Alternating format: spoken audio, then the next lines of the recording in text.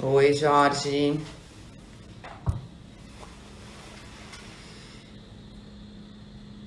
Vou esperar aqui um pouquinho o Max entrar.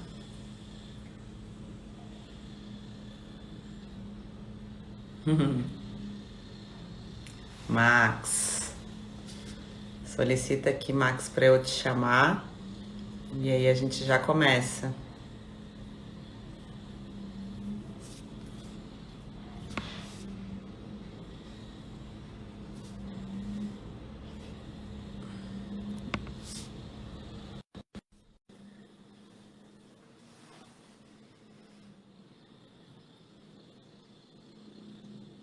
É que a gente já tá com. Olá!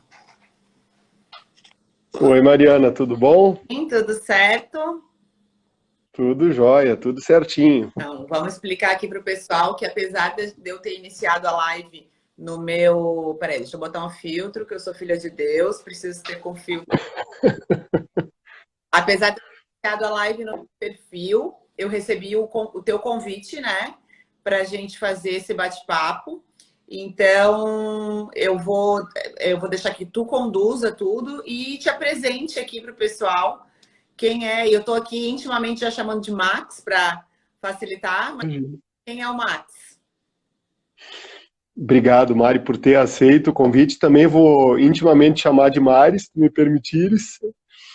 E eu, eu sou um advogado que não ficou satisfeito com a sua profissão de formação. E em 2004 eu mudei de atividade, fui para o ramo de interiores. Eu fui gerente de lojas, proprietário de lojas de mobiliário durante muitos anos. E depois passei a fazer atividade junto a indústrias. Então, eu estou no ramo de arquitetura, interiores, há 15 anos, e nesse período me especializei em algumas coisas, alguns pontos muito peculiares e muito pontuais da atividade, especialmente gestão, briefing e análise de perfil de cliente. E hoje as minhas atividades profissionais são relacionadas a isso, com mentoria, consultoria e capacitação de pessoas. Meu conhecimento é muito mais de experiência e de vivência do que propriamente de formação, apesar de que 15 anos de estrada dão bastante base para qualquer um, né? Não, eu até brinco que eu acho que muitas vezes a prática, né? Eu vejo assim, tanto de quando eu saí da minha formação acadêmica para os estágios e depois então para a vida profissional, e quanto eu vejo hoje a evolução da minha equipe também. A gente, claro que o embasamento acadêmico é importante, mas assim, principalmente para o entendimento do cliente, o que o cliente necessita e tal, é a vivência, né? Então a gente vai aprendendo, principalmente essa história, esse tema que a gente vai abordar, que é o briefing, a gente vai aprendendo, tendo sensibilidade, observando, errando de um projeto para o outro e conseguindo cada vez mais estar aberto para as necessidades do cliente, né? Então, só assim é que a gente vai conseguindo chegar numa análise de briefing bem feita para que a gente consiga atingir ao máximo a expectativa do cliente. Porque muitas vezes, me corrija se eu estiver errada, mas nem o cliente sabe o que ele quer, né? O cliente, quando ele contrata um escritório, muitas vezes ele quer que o escritório seja a bússola dele, né? O guia dele, oriente ele. Porque depois, quando chegar no resultado final e tiver ruim, a culpa é do escritório, né? Então, é isso. Esse é um tema que eu gosto bastante, que a gente vem trabalhando bastante aqui no escritório, e que eu achei o convite fantástico, ainda mais que a gente vai fazer uma coisa bem nichada, né? Que é falar sobre cozinhas e espaço gourmet. Porque se a gente abrisse aqui para falar sobre briefing de uma casa inteira, não daria em uma hora. Com certeza não daria para a gente conversar em uma hora. E a gente fazendo assim dessa forma nichada, eu acho que vai ser bem, bem bacana. Concordo, Mari. Sobre a questão do cliente que você falou, muitas vezes o cliente sabe o que quer, mas não sabe nos dar a resposta, porque ele é leigo e ele não consegue dialogar com quem tem um pouco de expertise, né? Mas aí é a habilidade do profissional de, à medida que ele for fazendo briefings, ele ir criando repertório de perguntas e repertório de percepções também. É por isso que profissionais que se especializam em briefing e que investem na importância dessa ferramenta vão fazendo briefings cada vez melhores e às vezes a gente até se pergunta, puxa, como é que ele conseguiu tirar isso de um cliente tão difícil? é pela expertise, por observar peculiaridades, e o briefing de cozinhas e espaços gourmet é o mais difícil, é o mais importante, é o espaço da residência onde o cliente passa mais tempo, onde ele tem situações mais que demandam mais o conhecimento técnico de quem faz o projeto. Por isso, a setorização dessa live, né, nesses ambientes, e realmente a gente, apesar de ser um assunto só, a gente teria conteúdo para horas aqui, né, de tão importante que é o briefing desses espaços. Sim, e tu queres começar com as perguntas que tu levantou antes, né? Que tu abriu no teu perfil, ou a gente vai começar conversando sobre alguns pontos estratégicos de cozinha? Eu acho que a gente pode começar definindo o que é briefing, né? E depois a gente pode ir mesclando, Mari, perguntas que chegaram previamente no meu direct com perguntas que o pessoal ao longo da live for fazendo ao vivo aqui. Pode ser para você? Isso é bem importante, gente. Assim, ó, a ideia aqui é dividir com vocês, esclarecer dúvidas. Então, o canal ali, os comentários estão abertos para que vocês participem com a gente e coloquem mais. Quem tem mais conteúdo para essa. Então, Max, o que é briefing? Bom, para mim, briefing é toda a coleta de informações necessárias para fazer um projeto. Eu costumo dizer que o briefing é a base para você efetuar um trabalho assertivo para o seu cliente. E como base para efetuar um trabalho assertivo para o seu cliente, o briefing tem que ser muito amplo e multidisciplinar. As principais falhas de briefing que eu vejo, Mari, tem a ver especialmente com a dificuldade das pessoas em fazer um briefing equilibrado entre vários pontos. Um briefing não pode ser só estético, um briefing não pode ser só técnico, um briefing não pode levar em conta só os hábitos dos clientes, sem levar em conta o espaço onde ele vai utilizar um projeto. Então, um briefing que tem observância a parte comercial, a parte estética, a parte técnica, a parte humana, consegue ser equilibrado, consegue ser assertivo e vai trazer para o cliente um projeto também da mesma forma assertivo. Então, o briefing é toda essa parte prévia que antecede um projeto e, para mim, é a ferramenta mais importante de um projeto. Se um briefing for bem feito, ele vai resultar num projeto assertivo, encantador, economia de tempo, satisfação do cliente. E um briefing mal feito vai levar a alterações, vai levar ao reprojeto, a problemas de instalação ou de execução de obra, e aí é dor de cabeça para o cliente e para o profissional. Eu costumo dizer aqui no escritório, desculpa, o telefone tocou aqui ainda, não descobri como é que eu bloqueio as ligações durante as lives. Eu costumo dizer que a gente focou em arquitetura de interiores, né? Mas, ó, aí o telefone... Ah, peraí, só um instantinho. Fiz alguma coisa errada aqui. Peraí. Deu. A gente focou em arquitetura de interiores, mas sempre trazendo uma bagagem da parte técnica arquitetônica, tá? Então, o que acontece? Quando a gente desenvolve muito projeto em conjunto com o escritório que está desenvolvendo o arquitetônico, seja de prédio, seja de casa. Isso não quer dizer que a gente não faça o projeto arquitetônico, mas a gente priorizou fazer uma arquitetura de interiores bem feita. Então, quando a gente tem vários clientes que já entenderam isso, e quando a gente consegue fazer com que o projeto de interiores nasça junto com o arquitetônico, junto, né? Tipo assim, contratou o escritório, contratou o outro, ou contratou tudo aqui com a gente consegue projetar de dentro para fora. E projetar de dentro para fora é muito legal, porque assim, ó, um briefing de um arquiteto focado só para um projeto arquitetônico número de quartos, número de banheiros, cozinha integrada ou não, área de serviço externa no subsolo ou em cima, enfim, é uma coisa muito genérica. Quando a gente entra com briefing de interiores, a gente já entra perguntando assim: cuba dupla ou cuba simples, água monocomando ou misturador manual, enfim, ralo calha linear ou ralo convencional, como é que gosta de beber água no filtro, na bombona, comprar água mineral. Então, é uma série de outros detalhes que fazem com que a gente faça um projeto técnico que vai ser desenvolvido junto à obra da casa, do edifício, do que for, mas assim, de uma forma muito mais específica para o uso, né? Então, é por isso que eu acho que assim, o briefing, ele é. Se a gente botar só aqui no escritório, eu já te contei isso, a gente fez um questionário para um apartamento inteiro, para uma casa inteira, tem mais ou menos 300 perguntas. É um questionário muito extenso, né? Então, assim, tem clientes que respondem rapidamente e bem empolgados, porque estão naquela adrenalina do projeto, e tem clientes que já gostam de responder com mais calma, para pensar nos detalhes. Então, a gente teria uma pauta aí para, sei lá, talvez mais 300 perguntas, se a gente juntasse tudo, né? Então, a gente tem que achar também uma forma de não tornar isso cansativo para o cliente, e sim só colaborativo para que o projeto dele fique cada vez mais assertivo para o uso dele, né? Então, essa história de briefing, ela tem essa situação assim que pode ser útil, mas também pode ser cansativa. A gente acha que às vezes o cliente também acha cansativo responder um questionário de briefing, por mais que isso vai refletir no futuro do projeto dele todo, né? Concordo. E aí, Maria, eu acho que tem uma situação que a gente também pode antecipar esse tipo de cenário, é fazendo um estudo prévio do cliente, um pré-briefing.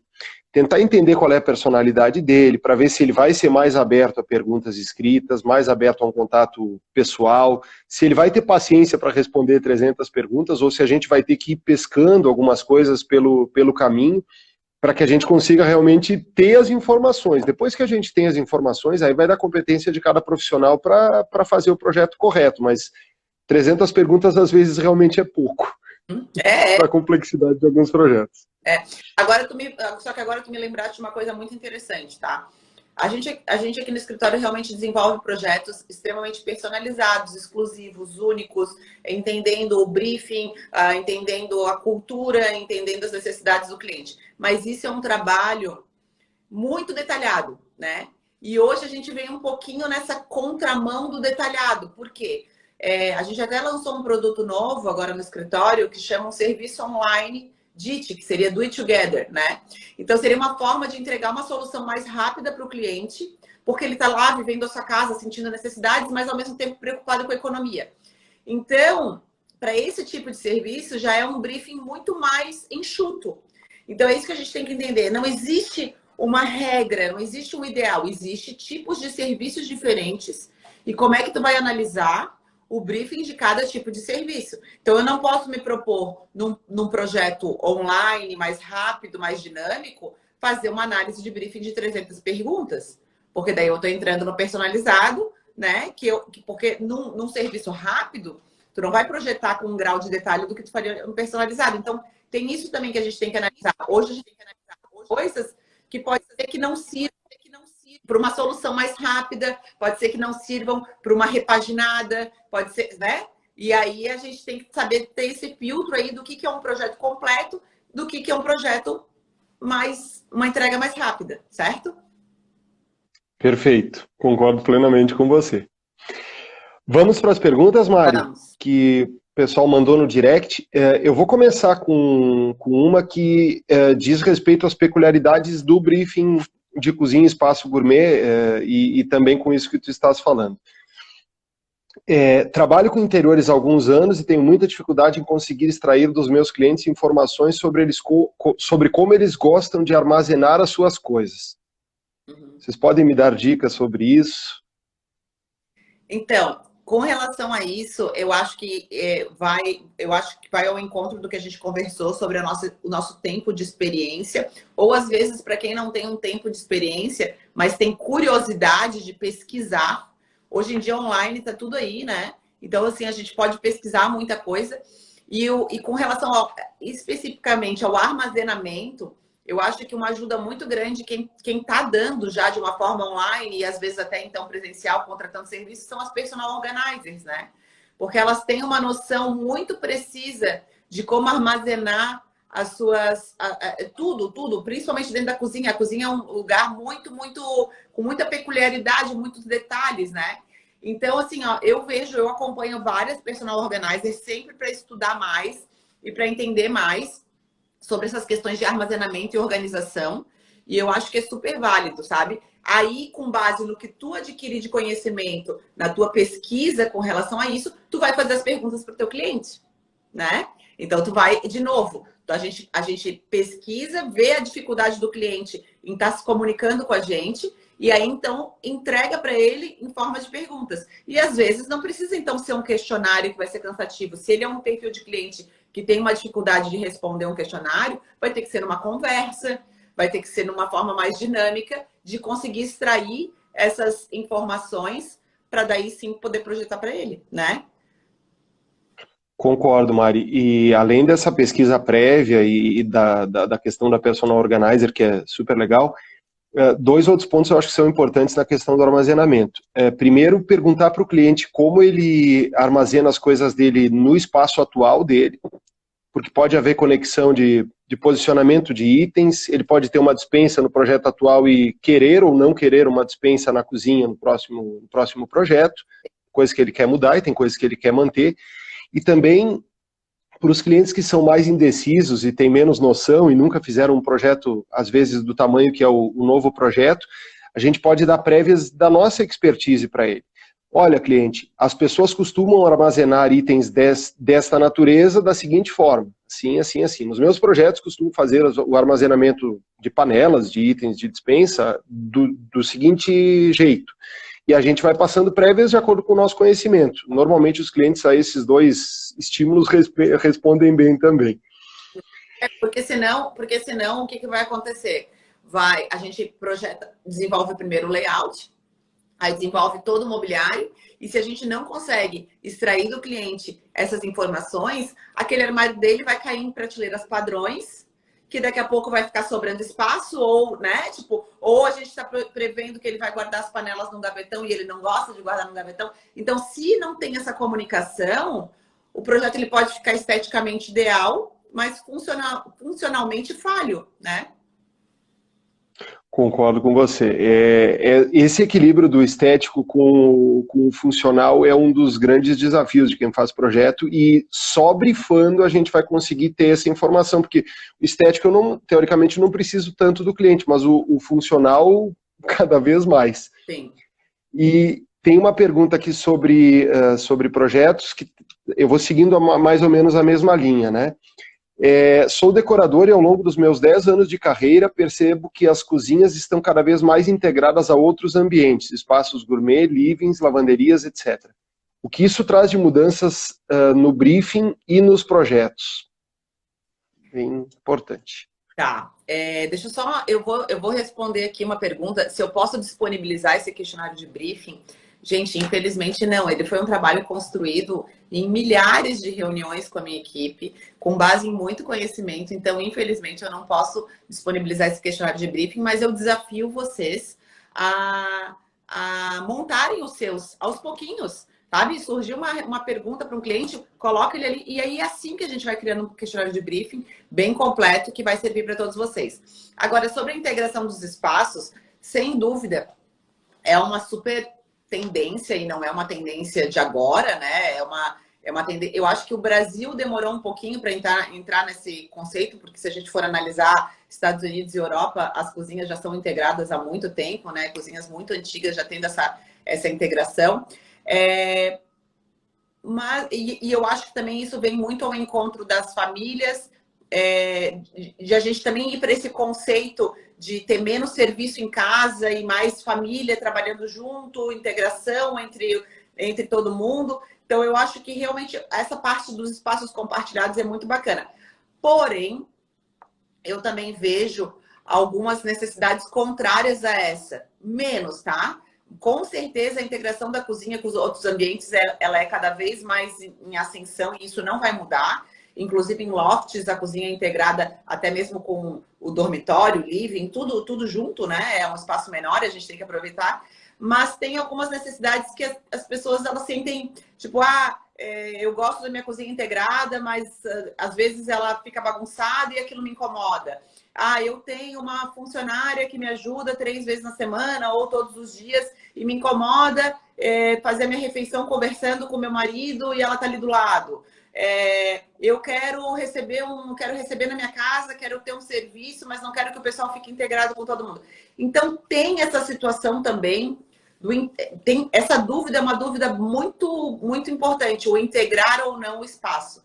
Dependendo do imóvel, essa pergunta não existe. Ela já é integrada e ponto final, não tem como ter essa possibilidade. Agora, tem imóveis que te dão margem para essa discussão. E aí, a alternativa que eu acho super válida é aquela possibilidade de integrar ou não. Então, tu ter umas portas de correr, uma janela que integra ou não o espaço. Então, tu ter essa flexibilidade de integração ou não, para mim é a vida ideal. Para mim, se torna a vida ideal, né? Porque tu pode ter as duas coisas no mesmo projeto. Agora, a pergunta seria isso, né? Sobre as tendências de integração, o que a gente acha sobre isso, não é isso? E sobre que tipo de briefing se faz num projeto de ambientes integrados? Eu não enxergo um briefing diferente do. Eu não enxergo. Eu não faria perguntas diferentes para uma cozinha integrada ou não. Eu acho que cozinha tem as suas necessidades e a gente tem que fazer as perguntas pertinentes à cozinha, certo? Agora, é mais uma questão de encaixar as respostas do cliente com a estética do integrado ou não com outros ambientes, né? Por exemplo, ele quer uma cozinha integrada e ele quer todos os equipamentos do mundo. Ele quer geladeira, freezer, lava-louça, forno, ele quer tudo ali. Então, o que cabe a mim? Esteticamente, achar uma solução de talvez ter todos esses equipamentos, mas de uma forma que eu possa camuflar ou não, né? Hoje a gente tem 1000 alternativas de botar uma lava-louça com frente, uma geladeira com frente de marcenaria, que eu digo frente de marcenaria, ter os fornos num móvel que eu posso abrir, posso fechar, sempre preocupado com a ventilação dos mesmos. Mas eu acho que daí é mais casar a estética com a necessidade. Eu acho que a pesquisa de briefing não vai mudar com relação a um espaço integrado ou não. Concordo.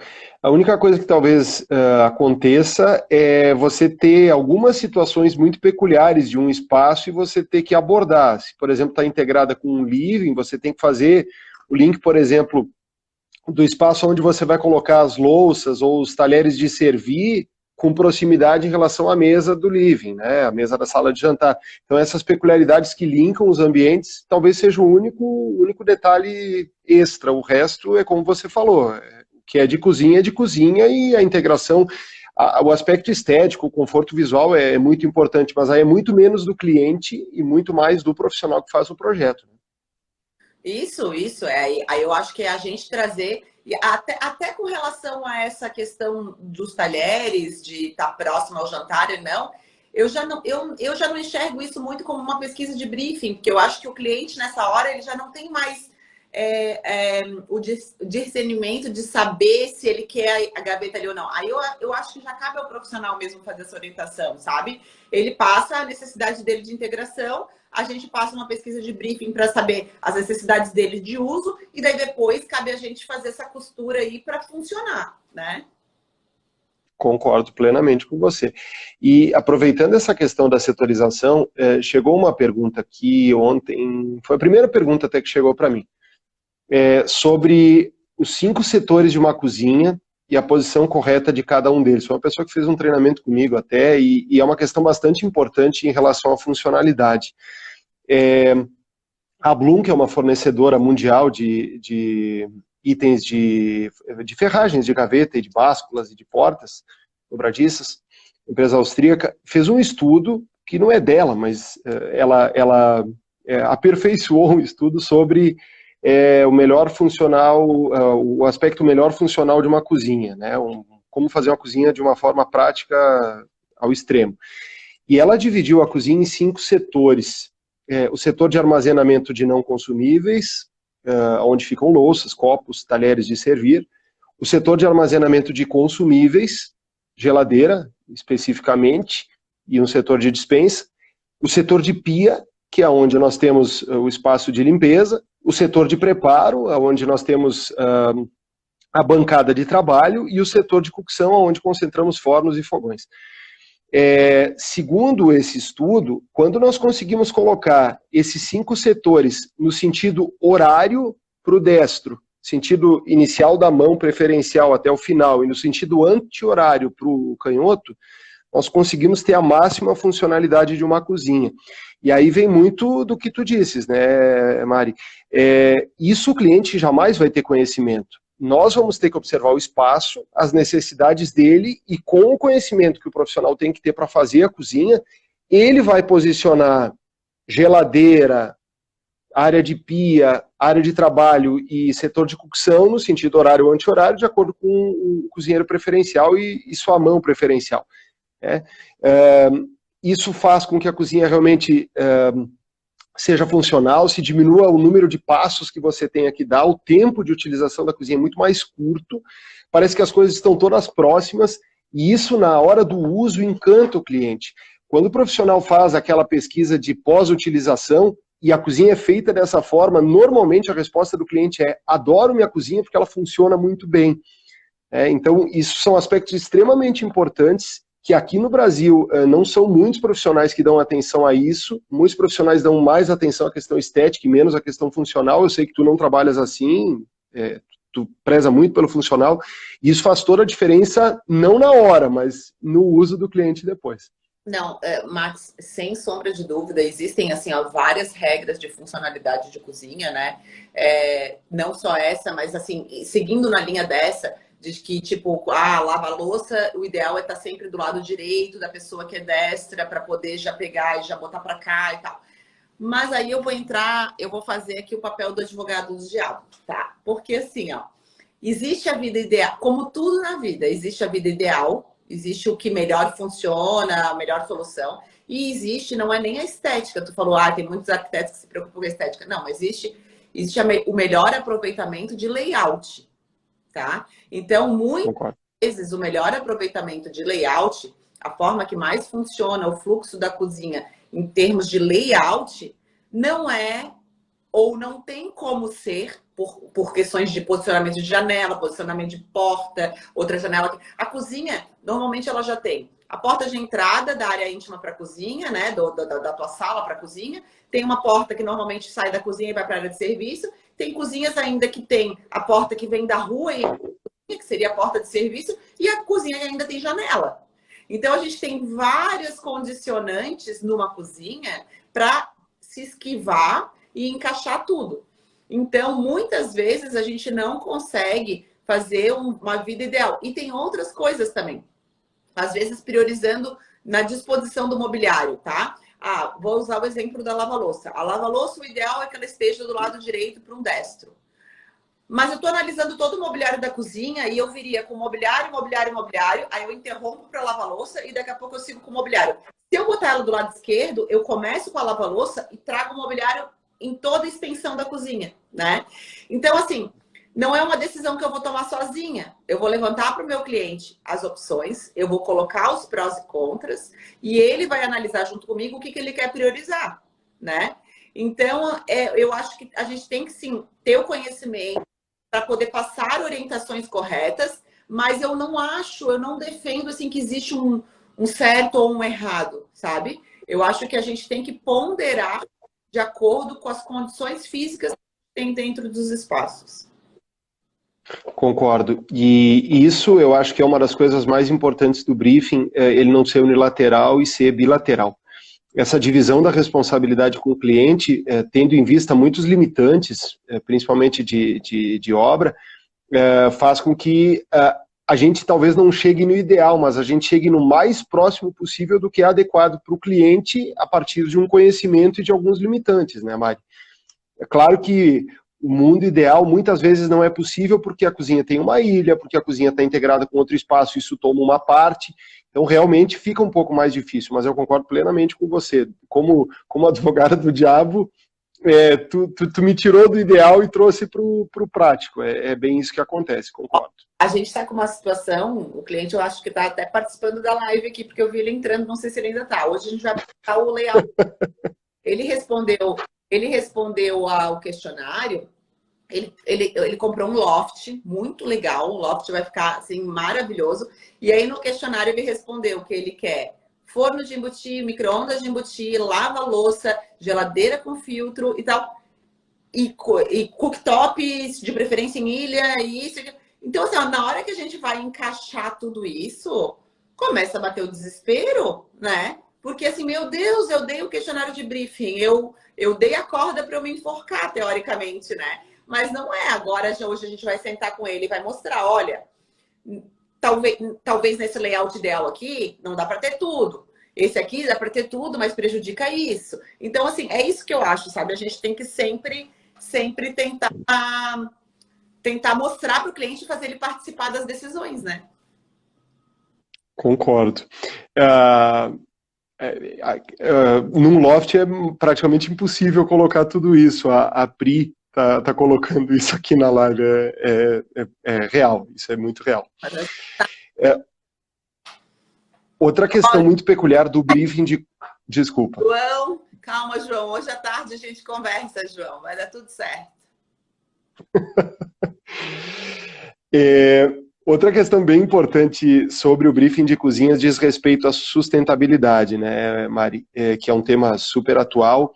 E uma pergunta veio sobre qual a importância que devo dar à sustentabilidade no briefing de cozinhas. Tá. Tu queres iniciar ou eu inicio essa? Pode ficar à vontade, fica tranquilo. Tá, assim, ó, analisando mais a arquitetura de interiores, tá? Tem algumas coisas que... O que eu enxergo de sustentabilidade na arquitetura de interiores? Diferente de um projeto arquitetônico que tem 1000 coisas que a gente consegue abordar. Mas seria mais, assim, ó, o reaproveitamento do que a gente tem em mãos. Por exemplo, quando a gente pega um apartamento recém-feito por uma construtora, existem ainda construtoras que eu não sei por quê, talvez para agregar valor ao produto, entregam com as bancadas das cozinhas já montadas, né? Aí tu fica com aquele negócio assim, meu Deus, essa bancada foi montada há 2 meses. Ela não encaixa nada no projeto do cliente. O que eu vou fazer, sabe? Ou aquele cliente que chama para uma reforma, que ele está cansado, enfim, quer mudar a cozinha dele, só que os móveis são de uma qualidade absurdamente boa. Aí, de novo, o que a gente faz, né? Então, eu enxergo a sustentabilidade na arquitetura de interiores muito assim como um reaproveitamento do que tá bom, né? Não quer dizer que a gente tem que sair reaproveitando tudo, até porque às vezes não vai ao encontro do que o cliente está te solicitando, que é uma mudança, né? Mas eu acho que a gente tinha que meio que plantar essa questão até já lá para as construtoras de tentar deixar o mais flexível possível para que a gente não tenha esse retrabalho e esse custo desnecessário que se torna insustentável, né? Tipo assim, não é nada sustentável eu ter que chegar num apartamento novo e me desfazer das coisas que estão lá.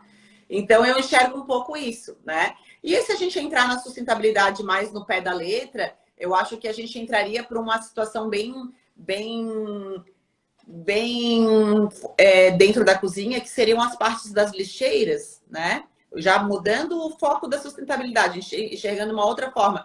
Mas a gente, normalmente, o que acontece? O arquiteto projeta a cozinha e nunca sobra aquele espaço da lixeira. E hoje, a lixeira tem o orgânico, tem o reciclável, tem o vidro, que o vidro não vai dentro do reciclável. Então, se a gente também conseguisse abordar essa parte, e às vezes o cliente não quer tudo isso na cozinha, ele quer para a área de serviço. Então, assim, a gente não pode esquecer também essa parte que tem que ser pensada dentro do nosso briefing ali, quais são as necessidades do cliente, né? Agora, eu não sei se tu tens outra visão dessa parte. Não, eu concordo contigo, Mari. A questão das construtoras, do aproveitamento, a questão das lixeiras, às vezes não caberia uma lixeira num projeto, se o cliente aceitasse, ele poderia colocar um triturador ou um compactador de lixo, que são ferramentas super sustentáveis. Cada dia mais hoje, dentro dessa ideia de sustentabilidade, as pequenas hortas de ilha, né, ou de traseira de bancada também são super pedidas pelos clientes. E uma coisa que eu achei muito interessante, que eu vi numa palestra, sobre os aparelhos multifuncionais e a economia de energia elétrica que eles proporcionam, né? Você ter um robô Bimby ou um eletroportátil da Miel, por exemplo, você substitui 4 ou 5 portáteis a partir de um só, e aí você acaba também tendo um uso mais sustentável da cozinha. Isso tudo a gente pesca com o cliente antes, a gente conversa sobre os benefícios, como tu comentaste, e deixa para ele a decisão. mas acho que são aspectos que são realmente importantes. Vamos só detalhar o robô Bimbi, né? Que é aquela panela Isso. que, na verdade, tu põe a receita que tu quer e ela já vai te pedindo tudo, tu coloca tudo dentro dela e ela mistura, ela cozinha, ela faz tudo. E isso te libera aquele espação de usar 3, 4 panelas para uma comida, né? Exato, e ele tem 27 funções, né, e ele acaba substituindo praticamente todos os portáteis da cozinha para quem sabe usar. Ele é difícil de usar, mas ele vai chegar no Brasil com mais força. Autolava, inclusive, né? Ele é incrível. Bom, uma das questões de briefing mais importantes, Maria, é a questão do valor de investimento, do budget, né? E eu vou puxar uma pergunta que chegou antes aqui para a gente abordar esse assunto, porque eu acho que ele é de extrema importância. Tem um cliente que, após modificar o projeto arquitetônico da cozinha inúmeras vezes, está me enlouquecendo com alterações no projeto do ambiente. Tudo ele quer mais barato e o projeto de interiores já está ficando muito diferente do que foi inicialmente idealizado. O que fazer? O que tu achas, Mari, da questão do budget, da abordagem de valor de investimento com o cliente? Eu acho que isso é bem importante, assim, ó, é muito difícil a gente estimar o custo de uma obra lá no início. É difícil mesmo, vários clientes perguntam.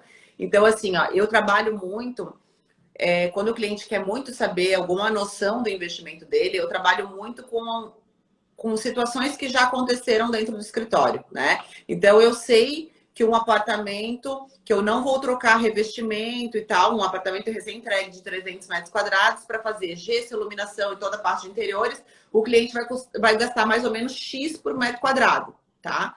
E aí, o cliente normalmente não tem essa noção, tá? Ele quer saber a estimativa, mas ele não quer saber a realidade. Isso é fato, né? Então, eu sempre pergunto, sim, para o cliente qual que é a intenção dele. E dentro da intenção dele, eu jogo bem sincero com ele, se é possível ou não é. Porque, às vezes, o que ele tem de intenção de investimento, não é possível fazer o que ele quer, né? Então, isso tem que ser uma conversa bem às claras e bem lá no começo, para que que evitar esse tipo de situação de retrabalho, né? E aí, enfim, aí entram em outras questões também, que é sobre o número de alterações que você vai fazer com o seu cliente. É claro que assim, eu defendo muito que o cliente está sempre em primeiro lugar, a gente tem que sempre priorizar, mas também assim, tem que deixar os papéis claros. Qual que é o teu papel dentro dessa assessoria com o cliente? Até onde ele vai? Quantas vezes de modificação tá previsto nisso, né? Porque senão vai ficar uma bola de neve e não vai ter fim, né? O contrato, ele tem que ter um tempo de vigência. Porque se o cliente, ele não tem o dinheiro para fazer o teu projeto, ou o projeto que ele aprovou e que vocês chegaram num denominador, e aí ele fica te enrolando, sei lá, 10 meses, porque está indo de acordo com a disponibilidade dele. Então, tem várias coisas que a gente também tem que se posicionar e saber colocar os limites, né? Mas eu acho que para não ficar fazendo, vou fazer um projeto caríssimo que não vai entrar na expectativa do cliente, isso é uma coisa que tem que se falar lá no começo. Sem dúvida, concordo com você. Acho que a gente pode abordar o cliente sobre ele ter alguma ideia ou não de investimento para um projeto de interiores, por exemplo, a partir da negativa dele, porque, como tu dissesse, ele não quer encarar a realidade, cabe ao profissional, com bastante sinceridade, com as claras, colocar para o cliente que o projeto, por exemplo, de um nível alto seria nesse valor, de um nível médio seria nesse valor, e de um nível mais simples seria nesse valor, e os benefícios variariam de acordo com o investimento dele. Tem muito cliente que confia na expertise, no know-how do profissional para obter essa informação e aí ele nortear o projeto. Mas eu concordo plenamente contigo, se o profissional não se der valor, estabelecendo limites financeiros, estabelecendo linhas de condução, o cliente vai levar a coisa de uma maneira em banho-maria, vai tomar muito tempo do profissional e normalmente o final dessa história não é feliz, né, Mari? Não é para as duas partes, né? O arquiteto vai ter se desgastado muito mais do que deveria e e o cliente ainda vai sair insatisfeito dessa história. Concordo plenamente com você. Tem uma pergunta sobre repaginação de cozinha, e isso em alguns lugares é muito comum. Rio de Janeiro, por exemplo, tem muito reprojeto, né? Cidades onde o boom imobiliário está um pouco parado, as pessoas estão optando por repaginar. Como fazer um briefing com um cliente que quer repaginar a sua cozinha? Isso eu acho que a gente até já falou, né? Que o briefing de um projeto que nasce do zero, ele obviamente vai ser diferente de um briefing de um projeto de repaginação, porque a repaginação tu vai ter as limitações do que tu já tens ali nas mãos. Então é muito importante saber como que é a repaginação que esse cliente espera desse ambiente. Por exemplo, eu quero só trocar as frentes do armário, eu quero trocar minha bancada e tal. Então, o teu briefing vai ser limitado. No máximo, tu vai conseguir perguntar para ele se ele vai querer trocar a torneira para aquelas que saem a ducha para fazer uma limpeza melhor, ou para um monocomando e tal, porque vai. E se ele não trocar a bancada, te limita, inclusive, com relação à furação. Então, assim, com relação à paginação, aí é um briefing muito peculiar, feito em cima do que o cliente vai te passar de necessidade da situação dele. Porque senão não adianta ficar levantando 1 milhão de perguntas que vai ser impossível fazer, né? Então, é a situação daí. Concordo. Nesse tipo de briefing, acho que o mood board é muito importante, porque normalmente, numa repaginação, você tem troca de cores, você mantém estrutura de caixaria, de mobiliário, muitas coisas são mantidas, então você vai trabalhar muito mais a mudança estética do que qualquer outra coisa, né? E com isso você acaba satisfazendo o cliente na maior parte das vezes. Ainda em cima de valor de investimento, tinha uma outra pergunta que eu acabei deixando passar aqui. Os clientes que gastam bastante em piso, bancada e eletros tendem a gastar bastante com os móveis no espaço gourmet. Isso é um mito ou não é um mito? Na verdade, isso é um erro. Por quê? Porque tanto do cliente quanto do profissional que está orientando ele, tá? E também vai ao encontro de não ter tido aquela conversa lá no início sobre o budget final, né? Sobre o investimento final do cliente. Por quê? Porque no início do projeto o cliente está na emoção. Na emoção ele investe. Na emoção ele compra um piso caro. Por quê? Porque são as primeiras coisas que ele está comprando. Então, ele compra um piso caro, ele investe em coisas ali da base, o que também, por um outro lado, eu não acho errado, porque vai ser muito mais difícil ele trocar um piso do que ele trocar um mobiliário, né? Para ele trocar um piso, ele vai ter que fazer uma obra de novo. Para ele trocar um mobiliário, às vezes, é um pouco mais fácil, é uma desmontagem, uma montagem. Mas, enfim, eu acho que esse erro acontece porque aquela conversa de investimento não foi bem feita e porque o cliente está na emoção do início dos gastos. Ele tem o dinheiro no início, ele está gastando porque ele economizou e ele tem aquele dinheiro para fazer a obra. Quando chega lá no final, aquele dinheiro dele já está para acabar. E aí ele vai ter que segurar, entendeu? Então, isso é um erro, sim, de orientação do escritório e do cliente de trabalhar com esse impulso, sabe?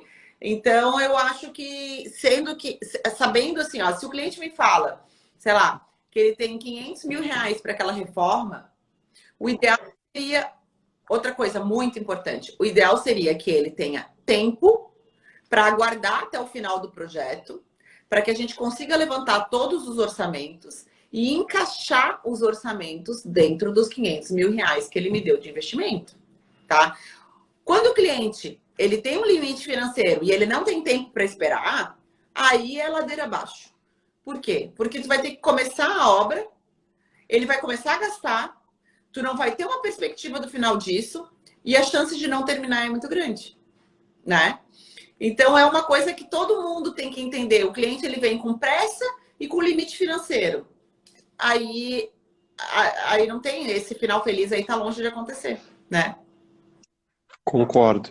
E vale também o raciocínio, claro que são menos vezes, né, Mari, mas tem clientes que acabam investindo menos no piso, menos na iluminação e mais no móvel e nos eletros, por exemplo, porque usam a cozinha e são gourmets.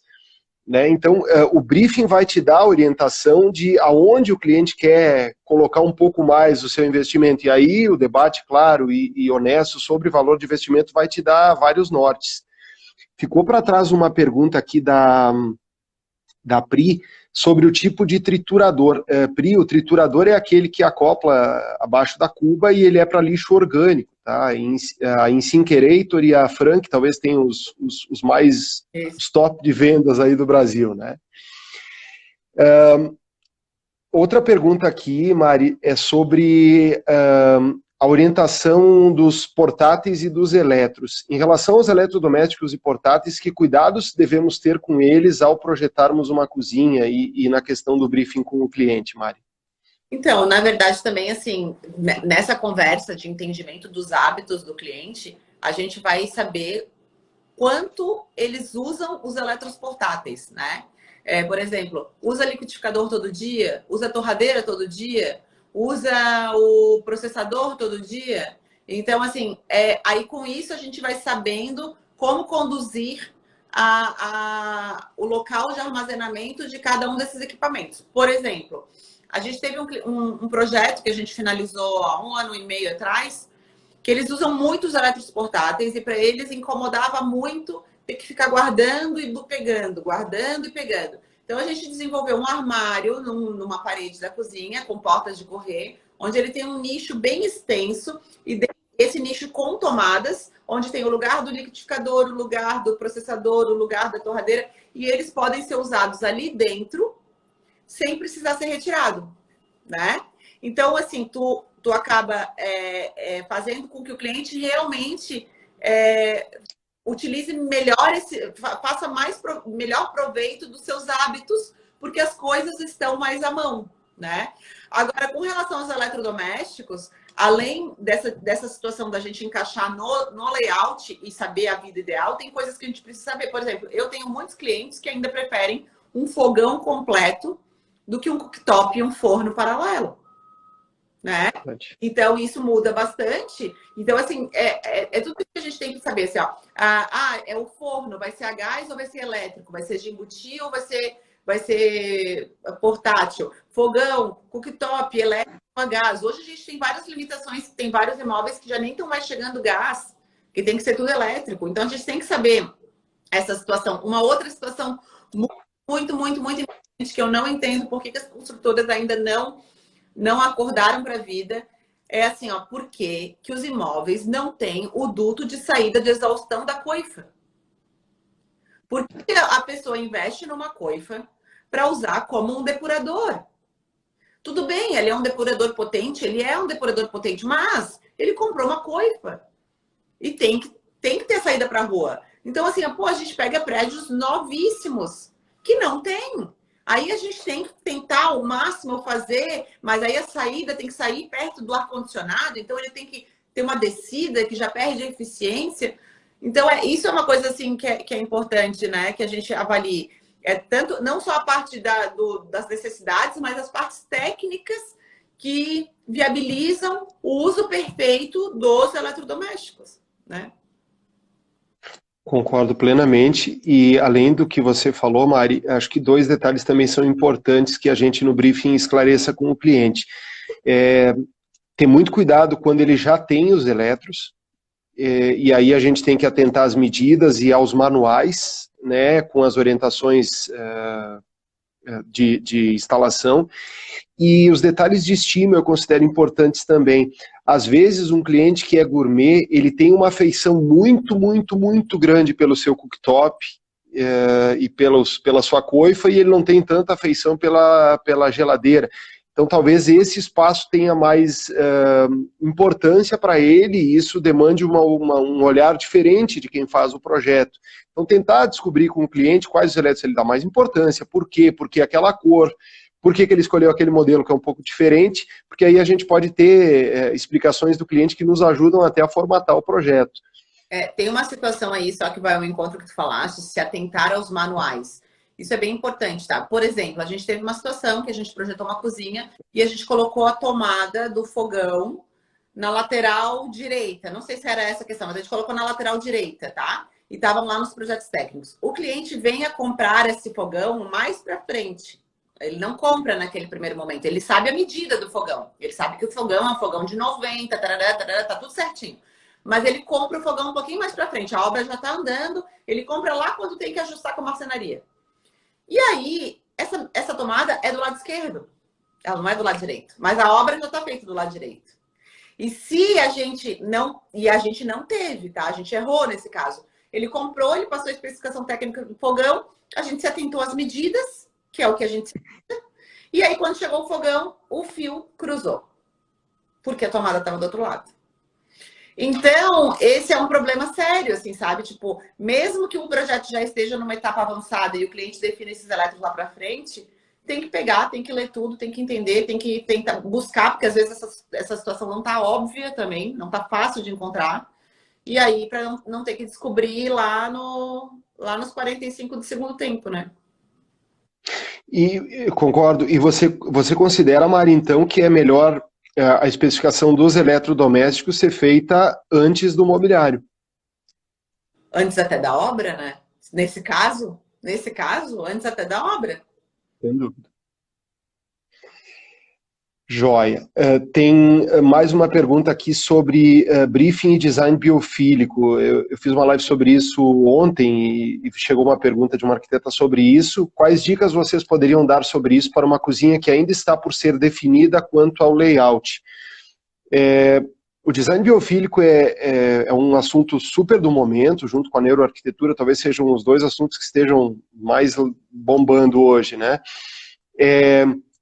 Sobre isso, eu acho que duas situações. Primeiro, colocar muito aberto para o cliente que você vai trabalhar dentro de uma ideia biofílica, de uma ideia de link do homem com a natureza, para que o cliente não estranhe algumas coisas que você vai colocar. De repente, você vai colocar lá um elemento de madeira, você vai colocar um formato que é orgânico, e ele não entende porque aquilo foge do que ele pensa para o projeto. Então, coloque abertamente para o cliente se você for partir para esse lado.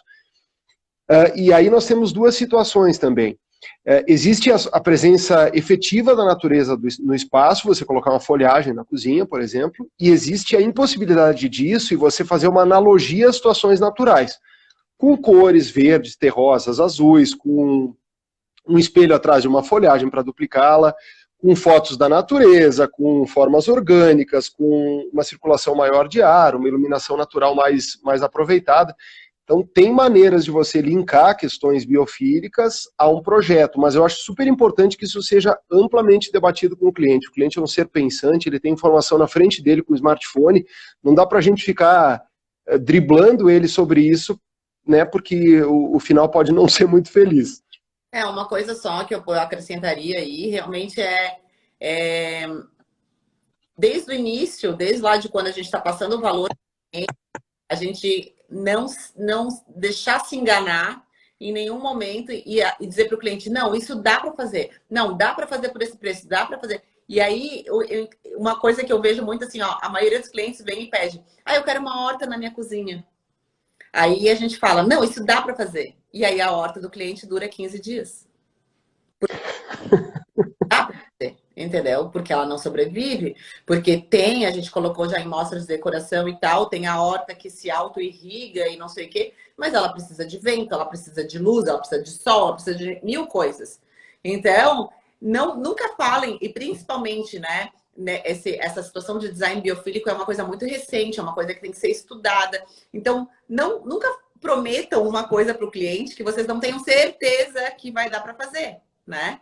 Então, eu acho que isso é muito importante, assim, ó, quer entrar para essa linha, estuda bem essa linha e veja todas as possibilidades do que é viável ou não, para daí sim oferecer para o teu cliente, que senão tu vai oferecer, ele vai gerar uma expectativa, ele vai pensar aquele projeto inteiro com aquela horta e quando ele começar a usar, ele vai ver que aquilo não funcionou. Perfeito. Tem duas perguntas aqui sobre, linkando duas situações a briefing, mas são situações muito mais técnicas, né? Que uma pergunta é sobre fazer a cozinha suspensa, com base de alvenaria e pedra ou com pés de metal, e sobre a altura certa para a bancada de cozinha. Isso são situações técnicas, né, Mário? A gente só tem que saber quem vai usar para determinar a altura correta, mas isso é muito mais do profissional do que do cliente, né? Eu acho que sobre a altura, existe uma altura, se a gente for para as cozinhas de móveis planejados, existe uma altura padrão, que é 90 centímetros, né? Acaba, às vezes, ficando com 92 e tal, com a pedra. E, normalmente, ainda respondendo a segunda pergunta, essas empresas de planejado, elas entregam com os pés metálicos e depois a gente coloca só um rodapé pela frente de mármore ou do material que estiver sendo usado na bancada, ali, né? Granito, Corian, Celestone, o que for. Eu, particularmente, prefiro a cozinha suspensa, porque aqui em Floripa, como a gente tem muito problema de umidade, a gente ter essa situação do sócolo embaixo de alvenaria, grudado diretamente no móvel, a gente tem a chance de ter, sim, mais um foco de umidade direto no armário. Quando, se a gente estiver trabalhando com ela suspensa, ela está mais ventilada. Mas, enfim, são detalhes técnicos e também E aí, se eu tenho um cliente mais alto, eu já fiz bancada de cozinha com 95, assim como eu já fiz com 80 para clientes mais baixos. Então, eu acho que isso realmente é uma coisa a ser analisada em cada caso. Legal. E tem mais duas perguntas aqui que são sobre tendências. Não é sobre briefing, mas acho que é um assunto super legal. Uma pergunta o que a gente tem visto de novidades quanto a projetos de cozinha, espaços gourmet, e a outra pergunta é sobre o revestimento Subway Tiles, né, que remete ao metrô de Nova York. O que tu tens visto de tendências, Mari? O Subtile, que é aquela tijoletinha, eu acho que ela entrou, não é de agora, ela já entrou faz uns 3, 4 anos e ela realmente fez um boom aí, todo mundo saiu a usar Subtiles. Eu gosto dela, mas acho realmente que ela já tá. Eu acho que tudo que se torna uma tendência e as pessoas usam demais, ela cansa, né? E é isso que eu tento trazer para o cliente, um projeto mais atemporal, que não vá se tornar cansativo. Então, assim, eu ainda uso bastante Subtile, mas assim, eu tento trabalhar paginações diferentes. Vamos trabalhar, então, uma espinha de peixe, vamos trabalhar ela na vertical para sair daquela ideia da preta. Na verdade, eu busco trabalhar com elementos mais que são tendências, mas são mais atemporais. Por exemplo, os marmorizados hoje, eles são uma tendência forte, né? Na última Cersai, que é a feira de revestimento, foi marmorizado para tudo que é lugar. Na Revestir, agora, quando eu estive em São Paulo, marmorizado. Então, assim, ó, o mármore, ele volta com uma releitura, assim como a moda, tudo volta com uma releitura, né? Então, eu acho que saber como aproveitar isso da melhor forma. E com relação a tendências de cozinhas, o que eu vejo muito são os eletrodomésticos camuflados, né? Como eu disse ali, ter as portas, o refrigerador com a porta de marcenaria, a lava-louça com a porta de marcenaria, ter essa flexibilidade de poder abrir um armário que estão com os fornos, porque as cozinhas vêm, sim, cada vez mais integradas com os ambientes sociais. Então, tentando deixar a cozinha com mais cara de ambiente social, né? E aí o fogão em ilha, que é super válido, mas eu acho que tem um erro, que às vezes é um erro por questões de inviabilidade técnica que acaba acontecendo, que a vida ideal quando a gente tem um fogão ilha é ter uma pia pequena ao lado dele, para que a gente não fique cruzando a cozinha o tempo todo enfim, picou uma cebola e cruza para lá e cruza para cá. Então eu acho que sempre que possível ter sim uma pia junto à ilha, que é uma tendência forte nas cozinhas. Legal. E você falou de esconder os eletros. Uma das empresas que é referência nisso é a Valcutini. E uma das tendências que eu achei mais interessantes recentemente foi da Valcutini, se chama Ponte Atresato, que é uma divisória de ilha para separar o espaço de cocção e o espaço de convívio, mas ela tem iluminação difusa, ela é envidraçada, uma peça linda, além da utilização do preto, ou para elementos de composição, ou os elétricos, isso vem muito da estrutura metálica que está sendo usada, e as cozinhas azuis, né? Acho que são três coisas que também acho que são super presentes mais recentemente. Mari, acho que falta um minutinho. Pois é. Eu espero que tenha sido proveitoso para quem ficou com a gente aqui. A gente manteve mais ou menos umas 40 pessoas aqui com a gente, né, nesse horário de 11 da manhã, que é um horário super difícil, muita gente já retomou. E estou à disposição para a gente conversar sobre outras coisas. Acho que o pessoal aí pode levantar também se tem interesse em outros temas, porque eu acho que falando sobre briefing aí, tem muita coisa para a gente abordar. Bom, eu queria te agradecer, Mari, imensamente, e dizer que o teu trabalho é uma referência, por isso do convite, e acho que foi super, super bacana, o tempo passou voando, E eu queria só dizer uma frase que eu acho importante, eu acho que te reflete o teu trabalho e muito do que a gente falou de briefing. Hoje em dia conhecemos o preço de quase tudo e o valor